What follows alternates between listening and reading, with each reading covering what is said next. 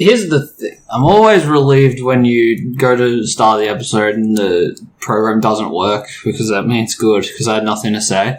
But I just sit there and be relieved instead of actually solving the problem when the episode actually starts. Isn't that incredible? Good work. It sure is. How are you today? You're pressing the ghost button. I am. Is it still not working? No. No? It's been a whole day. Okay, I'll just wait here again. Well, no, it's recording. Oh. The button just doesn't work because the cat ate the key off it.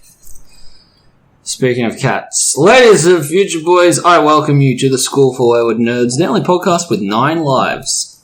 That was interesting that I wrote that, turns out.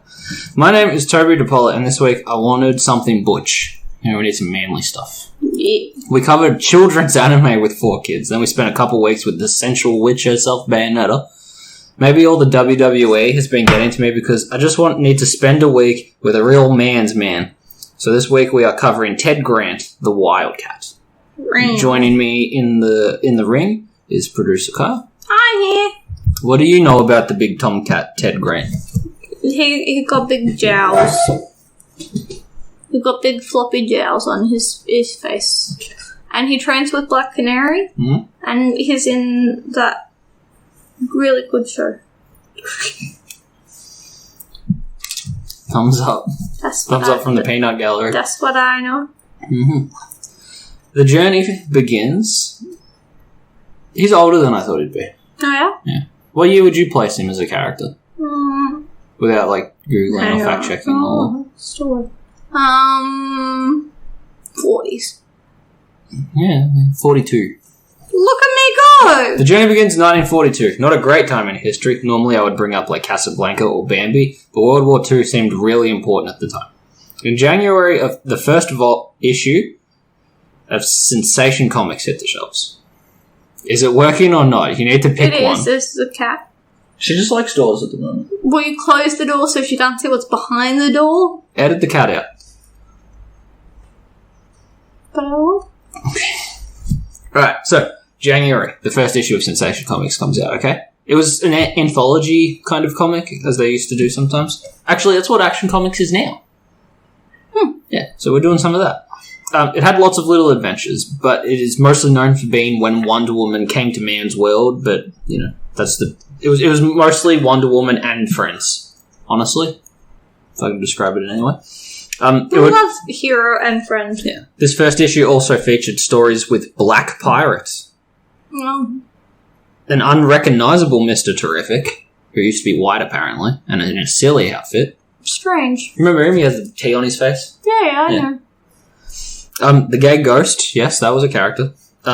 Little Boy Blue and the Blue Boys. But it finished with the first appearance of Wildcat. Probably the best named out of the bunch. You know, like Little Boy Blue and his Blue Boys? No. You know, that's fair enough. This segment was written by Bill Finger and drawn by Erwin Hasson. Bill Finger, we all know, is the guy who created everything about Batman, aside from his name. Lovely. Uh-huh. So we know him, but I didn't know who Erwin Hasson was. Alright, so his first job after art school was a boxing cartoonist. You know how in courtrooms they have the dude who does the sketch? Caricature. They used to have that for boxing because photographs were too blurry and shit quality in those days. Makes sense. Isn't that weird that was a job once? There's a lot of weird jobs out there. Mm-hmm. And eventually at some point people will think our jobs were weird. Yeah. So, after he did that for a while, he joined the comics industry proper in 1940 and did work with the Green Hornet, the Fox, Catman, and the Flash.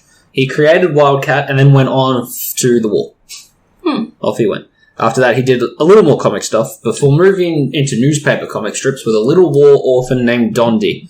So there's a little brief history before we go into the issue that he drew. Okay. Nice. Well, he doesn't have a lot of, history that makes people nervous, all the times that, holy shit, Bob Kane.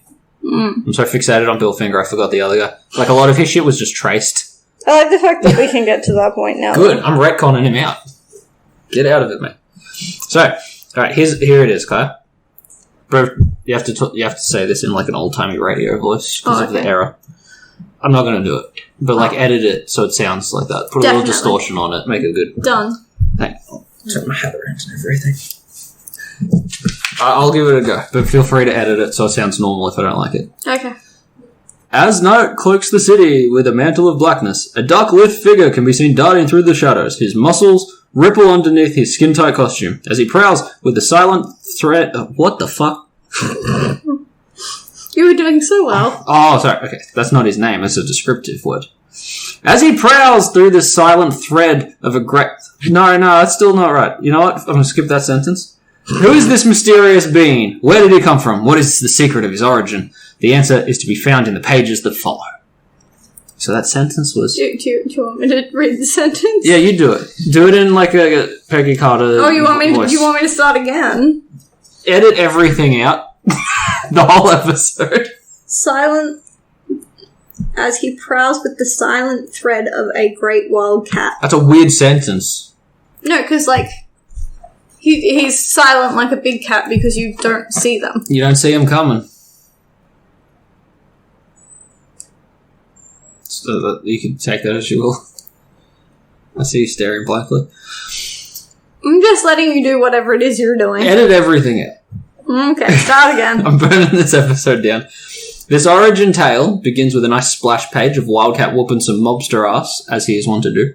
His costume hasn't really changed his entire career, so do you want to talk about that real quick? It's a black unitard with a bulldog face cat on top. That's about it. Not much to it, It's is not there? a very, like, I don't know what you're waiting for me to say. Yeah, I just described it perfectly. Yeah. It's in my notes later, but do you remember a few years ago where every store had, like, those onesies that were, like, foot pajamas with an animal head? He's essentially wearing a tight one of those. Yeah.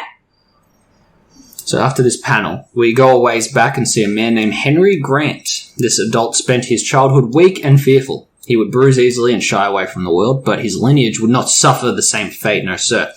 He makes this promise to his newborn child, Ted. Henry keeps this promise. The second Ted could attend sporting clubs and any self-defense classes. He was already in there. Straight away.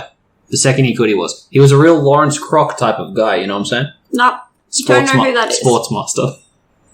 Nope, don't know who that is. Z-rate villain of DC Comics who is just good at sports. Sport-themed gadgets. I hate him. We all do. Okay. Alright. So Ted Grant was good at all the sports he did, but he really excelled at boxing. Yep.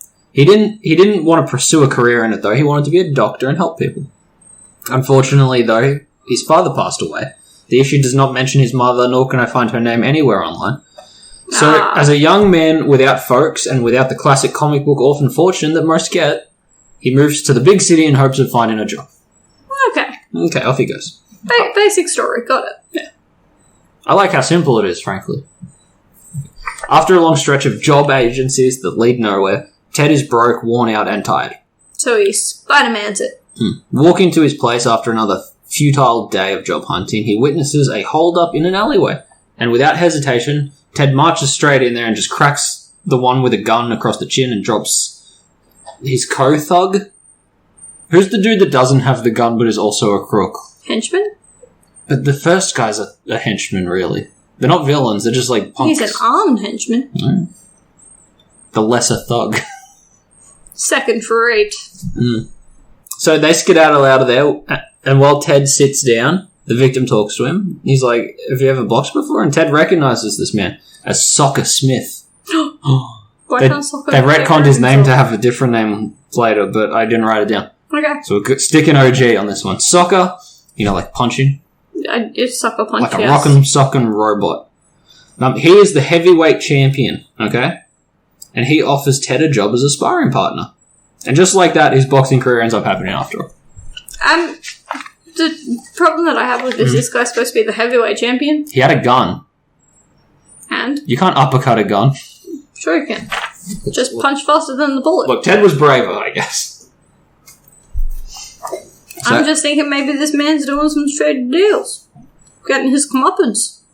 No, he gets fucked over. He's not the comeuppance guy. No. They appeal later. Oh. But I see where your brain's going with this old-timey run-of-the-mill story. You're close. Come on. So as you can imagine, he keeps on climbing the ranks from, like sparring dude to actual contestant, what have you. And eventually he will have to face the champion, Soccer Smith. Oh, no. Yeah, his buddy. And he meets Soccer's fiancée around this time, and admittedly does get the hots for a little bit. Joan Fortune, her name is. Cool name. What with a name like that? Yep. So, and the fight managers noticed the way Ted looked at her, and to drum up some business, tells the sport news broadcasting places that the fight's over a dame. And her money bags. She wasn't that stacked, but they didn't draw. Well, they didn't draw women like Playboy women yet. I know. I'm just pointing out that tits weren't invented until Vampirella would enter the comic books in 1969. Sure that they were around before that, but okay. Not on. They were never drawn. Not a single tit. Not until we landed on the moon in 1969 were we ready I'm glad for boobs on comics. I'm glad that there's no single tit, seeing as they usually come as a pair. Back to the podcast. Hey man, you did this. You made me bring up space. I'm going to give you some space. So clearly shifty things are afoot, with the managers just talking shit on the news and stuff about these people. They're also rigging a lot of fights. Surprise, surprise. Yep, but that's nothing compared to what shady shit they're going to do later, Kyle. These fight managers. Ding, ding, ding. It's fight night, boys. Ted Grant, recent up-and-comer, joins heavyweight champion... I was going to read this in old-timey voice too, but that doesn't go well. Okay. So we're just going to... Alright. Recent up-and-comer joins heavyweight champion Soccer Smith in the ring for the championship. They have 5 clean and professional rounds, and it's anyone's match. While Ted leans back in his corner, as they do, and they're all tired, the little assistant dude fiddles around with his gloves. Then round 6 starts, and it seems normal at first, but Soccer starts to get slow and ends up knocked out. Oh, no. Ted being the winner. Oh, yeah. Until the refs try to revive Soccer Smith. They have trouble because he's fucking dead. Oh, no. It's been poisoned. Oh, no. That's right. There's a needle fragment in his jaw, and the rest of the needle is in Ted Grant's glove. Oh, no. So the man planted it. Okay, the staff and managers are like, he obviously rigged the fight to get him out of the way so he could have some alone time with his fiancée. Dang. That's what happened. So, at this point, Grant realizes the managers just set up a little plot line there, how convenient for them. And he's been framed. Oh, no. Alright, but as he gets, dragged away, he's like, I'm going to spill the beans about all the rigged fights and everything. And, as he gets taken away, the fight managers are like, fuck, we used way too much poison. They just wanted to drug the guy so they could, just knock him out. For, gambling reasons. Yeah. But, yeah, whoopsie daisies. No, we've condemned this poor man to prison. Well, fuck that. No, he's going to dob on us for rigging fights and doing, shit all the time. Shady shit. So we're going to have to silence him. Now we have to kill 2 of the best fighters. Yep. In a wild example of overkill, these managers, these 2 guys, Flint and Skinner... of course. They don't want to get in trouble for rigging fights and that little manslaughter bit as well. So they follow the police car in their own vehicle, and when the moment presents itself, they ram it off a fucking cliff. Of course they do. From the smoking wreckage, a man stirs and stumbles away. Ted Grant survives. The following day, he sees the newspapers. Ted Grant escapes police custody and kills 2 detectives during his breakout. So he's fucked on, correct? Yep. As he roams the street with an old, those old-timey cabbie hats pulled low that a lot of comic fans wear now. I forget what they're called. They're the ones that taxi drivers wear on TV. Yeah. So he's afraid to go back to his place, right? So he's just sort of meandering around. And he comes across this little crying boy. Being a classic good guy role model. He sits down with this kid and is like, what's wrong? And the kid says that a big bully took his comic book. And he was just getting to a good part with Green Lantern. How rude. This is back when comic characters appeared in comics. As comics. Look, as complicated as that back is. Around. Yeah. We have biographies and shit. Yeah, so Ted is like, well, what the hell's a Green Lantern? Nice. Alright. Hey kid, tell me your life story. No, the kid's like, I was going to read about the Green Lantern and the bully took my book. And he's like, I don't even... What? What are you talking about? Superheroes have only been around for 3 years at this point. We're just in the golden age right now. So the kid explains that Green Lantern is a dude who puts on a mysterious costume and fights crime. And Ted's like, wait. You're telling me this dude takes justice into his own hands and no one can tell who he is because he's wearing a funny mask. Kid, You're a genius. He gives the kid $1 for a new comic, which equates to about $20 in today's economic dystopia. Yeah, that kid ate dinner that night. No, he was excited. He was going to go get a Flash comic. Oh. Cut to that night. Poor Ryan Reynolds, he just can't catch a break. I don't think he was born yet. In the 40s. No, I don't think so either, dear. So cut to that night. A man who was with the managers during the night of Soccer Smith's murder is in his kitchen reading the newspaper. You remember, like, old New York apartments? Predominantly the one in Daredevil, because it's another movie with a lot of boxing imagery in it. You know those little, like, tiny apartments where it's, like, one room and a bed? He's in one studio. Yeah. He's in, like, one of those little doohickeys reading a newspaper when a big barrel-chested man in a Black Panther costume silently comes through the open window. And I can say he looks like Black Panther because it's 24 years before that became a different character. Nice. I love his first appearance. Like, I like that there's a quote in this bit that describes him as the weird figure. It's very lovely. Flattering. Works. Yeah. That's the point across. Mm-hmm. And he's like, I'm Wildcat and I want a fucking confession, dude. And he punches the fuck out of this guy, just beats the piss out of him. Nice. Afterwards, he parkours his ass across the city and finds Flint and Skinner in their office. He steps through a fucking locked door like Jason Voorhees does in that one movie we laughed really hard at. He just walks through it? Yeah, he just smashes his ass through it, doesn't give a shit. Nice. No locks can hold Wildcat. And I learned why he chose to be a big mean cat in this bit. It was just a detail I noticed. So I'm like, oh, I get it. Because feline characters are predominantly very feminine. Yes. Black cat. Any other examples? Catwoman. Tigra. Oh, yeah. Cheetah. Cheetah. So it's a very female, except for Catman and Black Panther. It's a girly. Cats are for girls. That's because they're clean. Yeah. Unlike boys. So, in this bit, he refers to these scumbags as rats. And I was like, oh, he's the cat taking the rats out. Yeah, he's going to eat those rats alive by punching them in their fucking head. Nice. So, yeah, that's cool. The little light bulb switched on in my head. Like, I was like, oh, that's a little detail I'm probably going to take with me. So one of these guys, I don't know which is which, gets up to fight the ferocious furry, and he gets knocked the fuck out, and the other one tries to run. Wildcat grabs his ass, ties him up with rope, and secures the rope to a bed and tosses him out the window. Nice. I like how, like, not superhero-y it is, because he then leans out the window just with a knife. Oh, yeah. And he's like, you better write a goddamn confession, because I'm going to start cutting this rope. Oh, no. It's great. Yeah, he really plays with his rats like a cat would. It's very good. So with the confessions taken in, Ted Grant is proven innocent, and but he was quote unquote hold up. Yeah, by Wildcat. Well, his innocence was proven. Isn't that convenient? Nice. Now, once it's all cleared up and the right people are behind bars, Ted sees all the other crimes in the newspaper and decides that Wildcat's legend is only just beginning. That's nice of him. Yeah, how do you feel about this original origin tale? That's pretty good. Yeah. You got all your points there. He's doing the right thing. I like that he's genuinely a nice guy who was sort of pushed into heroism through necessity. Yeah. Like, he only put on the disguise because he was a wanted felon. Yeah. Yeah, it's much better than some other people's stories. I also like that he's just a dude. We do like people that are just dudes. Because of all the boxing stuff, I do kind of compare it to, like, the Matt Murdock Daredevil stuff.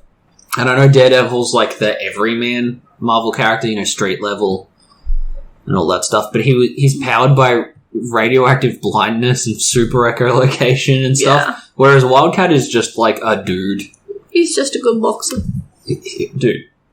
No shit, he's good. He's the only person I've ever known to get into, like, the Justice League because he punch face good. Mm. Batman, detective, can fund most of the shit that they do. Mm.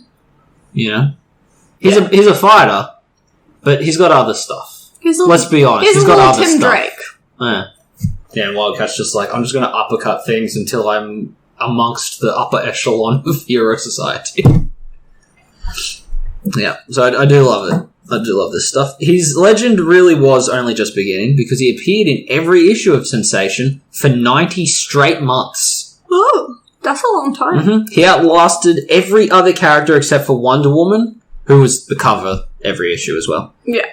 And when Ted Grant did leave the title, it wasn't because he was unpopular.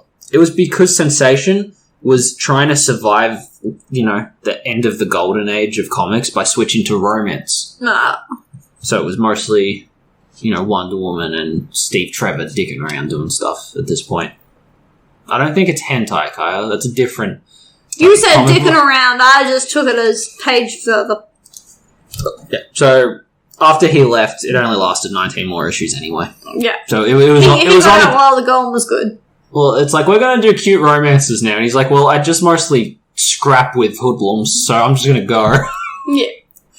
During this era, and by era I mean like 20 years, he fought along, doing his thing, quiet achiever kind of guy, He would occasionally sub in for the JSA when they were, needing an extra dude. A team we're seeing quite a bit of in films these days. It's sort of the old folks' homes of heroes, as it carries the Golden Age of Legacy characters like Jay Garrick's The Flash and Alan Scott's Green Lantern. But as we saw in Black Adam, it often features characters like Hawkman and Dr. Fate. The one's coming up. That's right. Yeah, it's either people coming in or coming out. Yeah. Like Stargirl's in there and stuff. In the 60s, Wildcat would join as an actual active member of this group, which gave him many a crossover with the Justice League, which, as you know, is the main one. Yeah. So while he was more integrated into titles like this, his lore and history would be tweaked a little. It said he continued boxing and was an undefeated champion who retired. And then, combat training for the likes of Black Canary, Bruce Wayne, both of which go on to be decent scrappers too, of course, as you know. He also taught Jack Knight, who was the son of Starman, and in some circles, Superman as well. Because super strength can be very much wasted if he doesn't know how to throw a punch correctly or take a punch. Yeah. He only has to have some training. He only needs to be around Metallo once to get the shit beat out of him. Yeah. He's powered by kryptonite. He's a robot man. Yeah. So, he was always nearby due to his involvement in all the super teams, not just those two, but Suicide Squad, Infinity Inc., a couple others. Which is probably why... He's just a helpful lad. Yeah. He's a good guy to have in your team, I think. But because he featured so heavily in JSA and JLA, he was involved in Crisis on Infinite Earths. A weird time for Ted Grant, as his Earth 1 and Earth 2 versions had to merge together. Okay, if you listen to our Black Canary episode, you know how hairy things can get in these situations. Yeah, it's not multi-dimensional merging stuff. The JSA was often relegated to Earth 2, which is why Power Girl's in there most of the time. And that's the version of Wildcat we've been talking about so far, up to this point. Because, they had old Superman with the grey insides and a million other things. Yeah. In Earth 1, which is, where most of your comic books would be, Ted Grant was still a boxing champion and was only briefly a hero who retired from both. Not much there. So, Earth 2 Ted, the one that we've been covering so far, got both his legs shattered by Red Tornado. An android dude who will need his own episode later on just to explain. The spinning around guy. Yeah. You remember how bad he looked in Supergirl? Yeah. Because he was one of the early budget ones. Yeah. So, the result is Ted never being able to walk again. That's a bit me. Luckily for him, the merge of both Ted Grants gives him his old and cool history, but also Earth 1's ability to not have fucked up legs. Yay! We love it when weird dimensional merging actually helps the character out. Well, it was tricky because he's a little character that features everywhere but not much.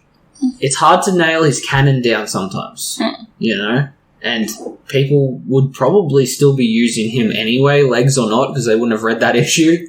You know what I mean? It's one of those. He's kind of under the radar, but everywhere. Yeah. It's a voice actor that never actually does a face roll. You recognize their voice in every movie, but it's not until you look them up on IMDb, you're like, oh, yeah right. But like the dude that plays Abe Sapien. But there was another weird thing to happen during this already complicated few months for Ted Grant. During Wildcat's time out of the game due to his leg injuries, we have to take a look at another character. Alright, you ready? Sure, let's go. Yolanda Maria Dorothea Lucia Montes. That's a name. She was created by Roy and Dan Thomas, Don Newton, and Tim Burgard. Oh, Burger. And she first appeared in All-Star Squadron 28 of December 1983. Okay. Okay, Ted Grant, in his boxing history, had become close friends with a guy named Mola Montez. All right, they were good buds, and Ted would go on to become the godfather to his daughter, Yolanda. Nice. But little did we know, because comics like to do stuff, her mother was doing some prenatal experiments with a suspicious-sounding man named Dr. Love. Ooh. Do you remember Mr. Bones? No. He's a skeleton in a suit, similar to Amanda Waller, often seen in the DEO. Right. The one from Supergirl, but he never appeared in it because they had Martian Manhunter instead for some reason. Yes. You know what I'm talking about if you've seen. Okay. Turns out Dr. Bones used to be a weird gynecologist, so stay tuned for the episode where I figure out his shit. Benjamin Love coming up. Okay. Because I need to fucking get to the bottom of what's going on there. Doing experiments on pre-born babies. But also a skeleton. Okay, so Yolanda grew up with cat-like reflexes and retractable claws, not like Wolverine, but more akin to Meg from that one episode of Family Guy. But she kept it to herself for most of her life, pursuing a career in rock star journalism, which seemed vague, but I'm assuming she was like doing a Rolling Stone kind of job. Alright, of course this was until Ted Grant, the Wildcat, was put out of commission with his leg injury. Oh, yes. Okay, so she filled in the role for her godfather as Wildcat 2. So it's a little bit like Montez taking over for Question. Montoya. Yeah. Yeah, it's a legacy role that she's taking in. But sort of. There's an asterisk on this one. It's Rey Mysterio. It's a weird asterisk is what this one is. Okay? Okay. Have a listen to this. It's weird. There's a weird little tidbit of information. In the first issue she appears in, there's like an ad to stay tuned for Infinity Inc., the super team she would be joining, you know, once she becomes a superhero. Hero. Yeah. But in this little page ad, her suit is gold, and her name was Lagaro. Okay. Which means the claw in Spanish. But then the issue would come out, and she was in the classic Wildcat costume that we know and love, and Lagaro was never mentioned again, not once. Oh. So, yeah, weird. Whether they changed their mind or wanted her to be... Maybe they changed their mind about how much of a legacy character she was going to be. I don't know. It's just a weird choice that it was clearly a late development choice to make her a Wildcat too. Yeah. That's strange. I wonder what the thought process was. She is basically a lost media character in a weird way. Yeah. Yeah. It triggered the lost media part of my brain because she appears in a commercial on the Catacycle, which Ted Grant admittedly did have, but hers was painted gold to match her outfit. And just never seen again. So it's a little bit like Batgirl's theme in 66. It's played twice and never again. I think we gave up too soon. I'm sure it plays it one more time. It's got to have. Nah. I don't want them to, but I'm sure they did. So eventually she gets killed by Eclipso, but retcons and such make her fate very loose, so don't mourn so much as keep an eye out. Because she has appeared in Earth 2 in the New 52. She was an avatar of the Red briefly. Which is like the meat portion. You know how Swamp Thing's the green? Yeah. So there's green is plant, red is meat, the rot is what comes from both. And I think there was one that was the grey for a little while, which you'll like because it's just mushrooms. I like the grey stuff. It's delicious. It's just mushrooms. Mushrooms are delicious. Okay. So this topic has been very educational for me. I didn't know much of this at all. I knew of Wildcat, of course, because he floats in a lot of the circles that I float in. But I didn't know his origin, and I assumed he had no powers and abilities. Note how I said we were the only... He's just a bang bang boy. When I said we were the only podcast with 9 lives, I did not realise how foreshadowy that ended up being. Alright. So I assumed he had no powers and abilities, was not a metahuman. However, he has been influenced by more than mortal mechanics for most of his career. In 1945, Zatara, who is Zatanna's dad and famed sorcerer, was having some sort of cosmic magical battle with a guy named King Inferno. I'm assuming something like some Dr. Orpheus shit. More than likely. Yeah. So my research on this one was hard, but they have a magic battle. Wildcat gets cursed in the crosshairs, more or less, and Zatara manages to fandangle around the rules of his curse. So Wildcat was supposed to die 9 times. I assume to suffer death 9 times because he's a cat. Cats have 9 lives. But Zatara fucked around with it, and it became more powerful than people realize. Because he isn't going to have 9 deaths. Mm-hmm. He's having 9 lives to get to those 9 deaths. Oh. So now he's going to... Technically, he has 9 times 2 deaths? Well, he has 9 lives that he has to live out to die at the end of them. Yeah. You know what I mean? But, for some reason, it's 9 lives per cycle. Okay. No one seems to have a length of how long that is specifically, but from what I can tell, if he isn't killed 9 times in a single fight, he will recover and land on his feet like a cat. Man. Completely off my script here, but when I was doing my research, he appears in the Injustice universe in the comics, and there's like an evil Batman, but I don't think it's the bad Batman. You know how there's like the 2 versions? But one of them shoots him. Mm-hmm. Which doesn't seem like something either Batman would do. So I'm assuming it's like, I don't know, fucking Clayface or... Just doing whatever some wild cosplayer. But yeah, he gets shot, he's like beaten horribly, and he's like on life support in the hospital. and one of the real Batmans comes, and like, no one's looking, he pulls the plug. Oh. So he resets. No, because he resets for his 9 life thing. Yeah. So he was stuck in a coma completely... trapped and horrible, can't do anything. So Batman kills him. So he gets back up, he's like, alright, sweet, what do we do? I'm back, baby. That's not great. I like that as a fun little example of his abilities.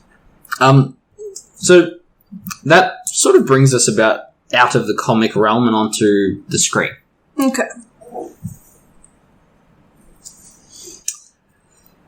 Wildcat features in so many tales and comics and adventures, but he never plays massive parts. Like, he doesn't even have a main villain because, like, he pretty early on joined a team. Yeah. So he's a working class hero, in a sense. Like, the main villains he fights are like the main villains because he's just roped into it in the group effort. Yeah. You know what I mean? So he appears in lots of stuff, and most of the story arcs he features in are things I wouldn't mind taking the time to read, and will likely present them here on this podcast because I do like JSA a little bit. They're a bit more magical and weird than the Justice because League. it's the people that are coming up and the people that, like... No, it's because there's Dr. Fate and Dr. Midnight, and... Yeah, but they don't They do a bit more weird shit. Yeah, the trilogy. They're a little outcasty. Yeah. Or Trinity, sorry. Yeah. Words are not my vocab today. So yeah, there's so many little things that he appears in, but nothing crazy. I do like that back in JSA times, Power Girl is a very, liberated, proud woman, and he's an old fuddy-duddy man. So they fucking do not ever get along. It's very funny. Calls her a broad. She get mad. I don't understand that. I wouldn't mind being called broad. It's hard to pronounce. It's better than being called ma'am. So for now, we're going to jump into castings. Okay, here we go. There's quite a few, because like I said, friends with every fucking person. So he's always around he somewhere. appears a lot. Ted Grant's first time on TV, I believe, was Justice League Unlimited, voiced by Dennis Farina, an older Chicago gent who features in many a TV show, usually as a mob guy.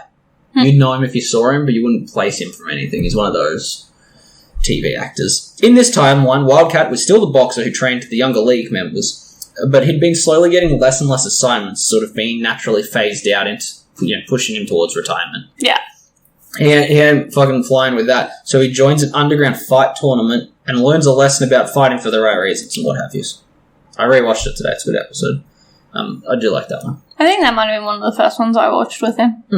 It's the main one he features in. He appears, he cameos, because every fucking character does in Justice League Unlimited, but Black Canary and Green Arrow go to try to get him out of this fight club. Yeah. And they're like, it's dangerous and it's bad and whatever. And he's like, yeah, well, I'm not being fucking... You're a little old boy. Yeah, he's like, well, I'm not being used. I'm just wasting away. Yeah. And he's like, well, I fight because I fight. And then, Green Arrow tricks him into, killing Green Arrow. And he's like, oh, no, I feel remorse because I beat the shit out of this good guy for no reason. But Green Arrow just, roofied himself, and he's like, I hope you learned a valuable lesson. He's like, kind of.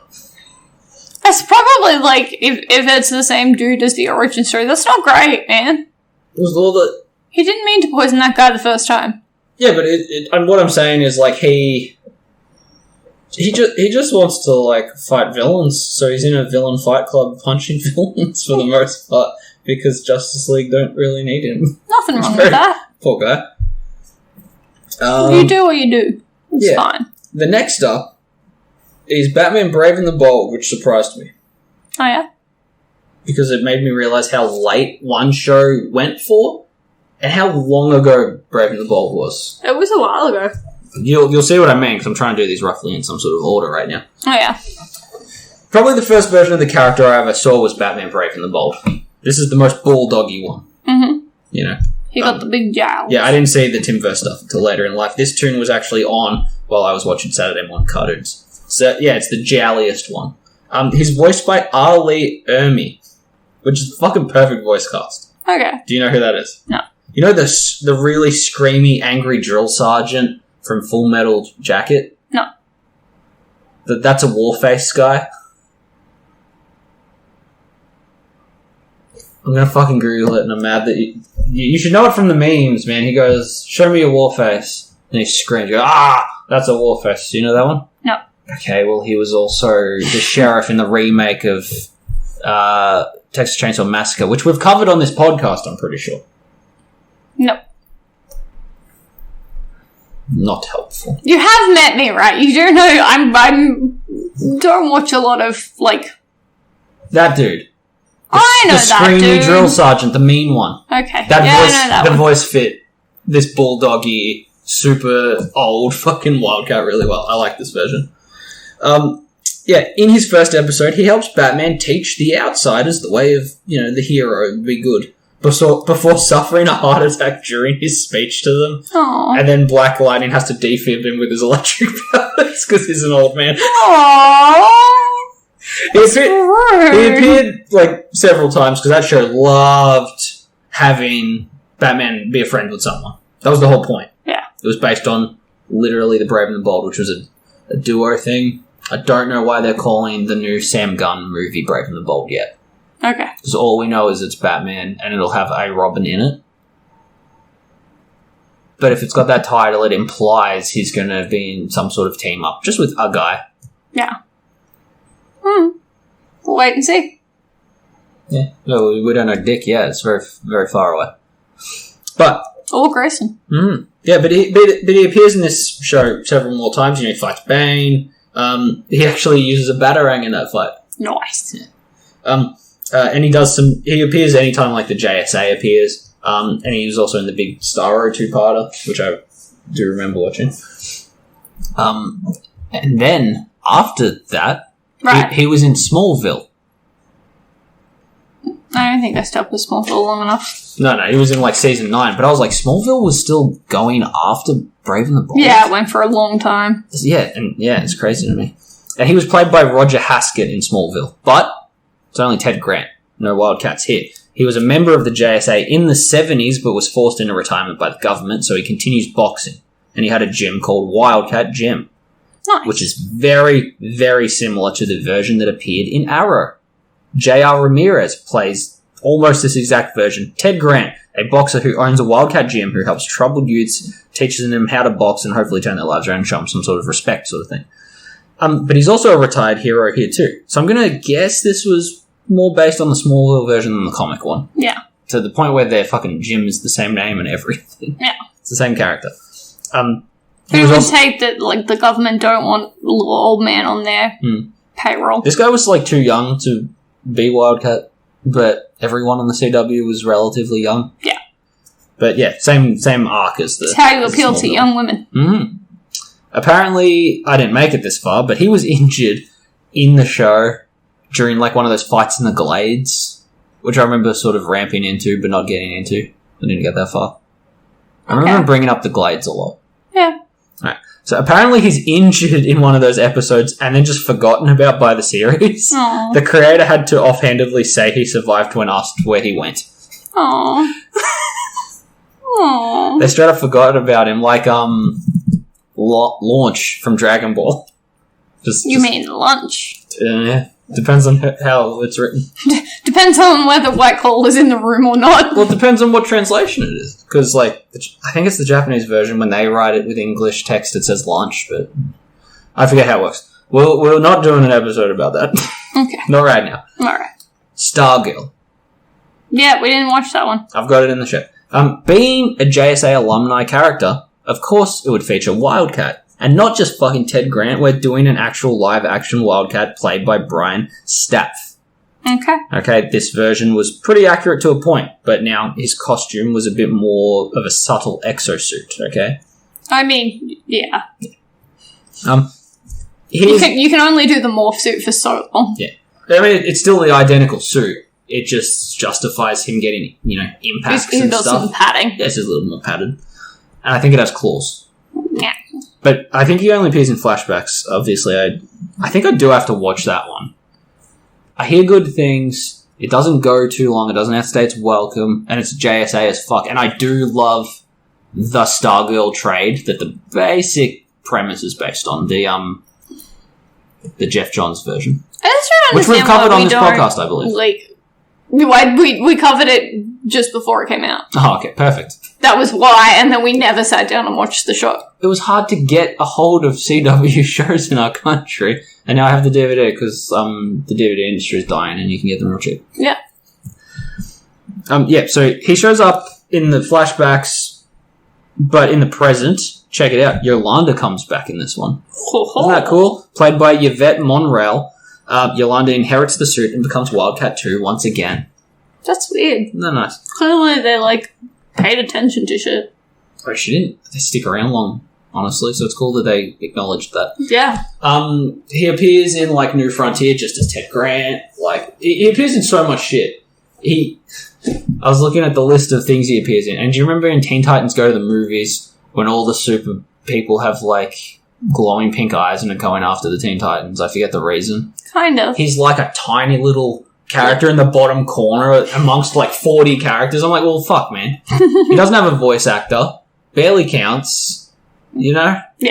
So he's in lots of stuff because he's buds with everybody. Yeah. He's a good egg. He's just a dude. Yeah. And with that, you are pretty much crash coursed on Ted Grant and the rough and tumble hero that is Wildcat. Nice. I think he's great, and I hope I come across him more in my comic issues going forward. Yeah, I can use him. He's a fun character to utilise. You don't have to do a great deal with him. He just has to be there and kind of be old. Nice. Yeah. So, do you have any final thoughts? He's a fun guy. And, it's... I don't know. It's weird because I don't want them to use him a lot, but I like when he's around. Because it's just a nice character. Yeah. Maybe we should bring back old, radio dramas. Because he would be good for that. Alright. Is you ready for homework? Sure. I've titled this one Guilty Pleasure Get-Ups. Okay? Okay. So, we have mentioned it already many a time, but Wildcat looks like a dog most of the time. He has a silly costume. Yes. Admittedly, it's goofy. This costume is essentially one of those animal onesies, as I said, but because I like that Wildcat is such a stubborn old man, he hasn't updated his costume in 90 years at this point. Yeah. I kind of would hate to see it change. It's too late now, we're committed. You know what I'm saying? It's a dumb costume that I do like because of its legacy. So what are some admittedly silly costumes you love to see? Black Manta's pretty stupid. It is. It doesn't... The helmet's crazy. It doesn't really make a lot of sense. Right. A lot of my instinctual answers were ones that make me come off like a pervert, but I don't have time to describe legacy and iconography and the fact that more often than not, training on nude model art makes a book fucking better. Because you look at comic books from 1969 by DC Comics. Yeah. They're still very golden age. They're very blocky, very Jack Kirby-esque. Meanwhile, Vampirella looks like Vampirella. Yeah. It's one of those things, and when they changed Power Girl's costume in the New 52, it's a funny trivia fact that her costume is the way it is. Yeah. And it's weird. Well, it's the same issue we have with Stargirl. Yeah. Not Stargirl, Starfire? Starfire. She got some objectified stuff. It was the reverse. But she can have long sleeves. I don't mind them. Yeah. But, I don't know what it is about, like... Dead Man's is pretty stupid too. No, I like when it's meat.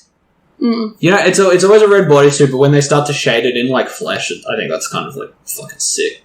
Yeah, but it's... He's a little skeleton wearing a onesie. It's pretty stupid. Yeah, it is fun. I was thinking about costume changes for some reason. It's not even part of my homework criteria, but, like, I was thinking about the red Nightwing costume. Mm-hmm. Because everyone hated that. And I understand why. Because the only other red Nightwing suit to ever happen was Batman and Robin's Which is a Chris great, O'Donnell Nightwing great suit. movie, great Robin. But the only reason that he looks like that is because he's like in a weird middle point, because he's not Nightwing yet, he's still Robin, but it's the Nightwing-esque shape, but it's still Robin's red colour, and it's still got a cape on. Yeah. Which Nightwing doesn't fucking have ever. No. Because one of his greatest assets is his ass. And covering it up with a cape is a disservice to the female community. No, we don't have a cape because it would get stuck during his aerobatic assaults. Check it out, counterpoint. Batman has a cape. And also Robin had a cape. Batman has a disposable income. To spend on capes. Spend on capes. Okay. You know right now in current continuity, Dick Grayson has way more fucking money than Bruce Wayne, right? And you're just gonna... Yeah, because of Alfred. Yeah. Because Alfred loves him. Yeah, and they keep retconning Bruce Wayne's money away because they want him to be relatable. No, you want a good role model to inspire people to use their money for good. Yeah. Instead of being like, no, good people don't have money. So it's only because we're all broke. It feels like a fucked up bias, Cost of living. Yeah. Yeah, there's a lot of goofy costumes, but you know that... You need a little bit of goofy in your costume. Yeah, there's nothing wrong with it. It's fine. More often than not, they're iconic as shit. Yeah. That stupid-ass guy Gardner in the Green Lantern suit. You know, he's got like a vest? Yeah. What the fuck? But it's weird as shit to see Guy Gardner not in it unless he's in a Red Lantern suit, growing a mustache, looking good. Yeah. Lots of silly costumes, but I love seeing them, especially in live-action movies. Yeah. How exciting is it when we stop doing black leotard X-Men's and start doing Aquaman in the stupid green and gold? Isn't it the best? Yeah. I don't know if they're going to have the gall to show us a funny-looking Wildcat on an actual film. I think we're a long ways off. Yeah. They keep dicking around with Mr. Mind in my Shazam movies. If they won't do the fun caterpillar, they are going to do Wildcat. I don't know. We got Adam and stuff. Yeah. Captain Adam would be cool to see. How chrome do you want him to be? He could be shiny. On a grand scheme of like He gotta be chrome shiny. to silver, is he made out of mirrors? Or is he just like a fork? No, he's just been dipped. Just plaster dip him. He'll be fine. Well, there you go. This is our episode about Wildcat. I think he's good. The only man 9 out of 9 lives. The only man to get into like every DC Comics team just by punch good. What a champion. Something to aspire to. Yeah. So, on that note, remember to rate, review, subscribe. I've been joined by producer Kyle. Ciao. My name is Toby DePola. Punch your troubles away. If you see an obstacle, hit it. Class dismissed.